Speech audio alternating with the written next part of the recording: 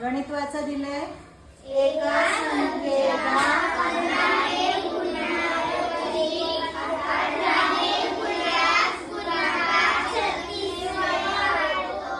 तर ती संख्या कोणती? शोधायचंय तुम्हाला ती संख्या कोणती.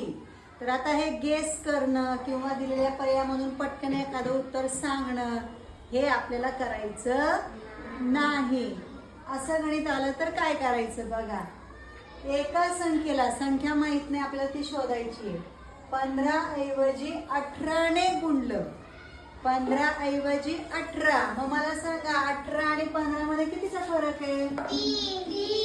3चा. Very good. कितीचा फरक आहे? 3चा. आणि गुणाकार कितीने वाढतोय?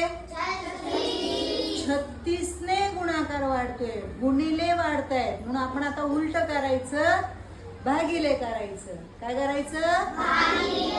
36 ला 3 ने भागा.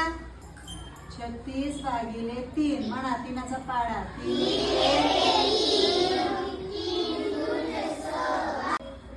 3 एके 3.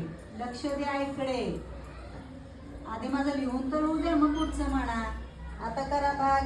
3 दुणे 3 दुणे 6. किती आलं उत्तर? आहे का बघा? पर्याय क्रमांक 2 आलं. असं काढायचं हे उत्तर. आहे का नाही सोपं? अशा कितीही संख्या शोधत बसली असते तरी संध्याकाळपर्यंत सापडलेले असतील. हो की नाही? आपण उलटी क्रिया केली. गुणाकार वाढतोय म्हणून आपण भागाकार केला. चला समजले?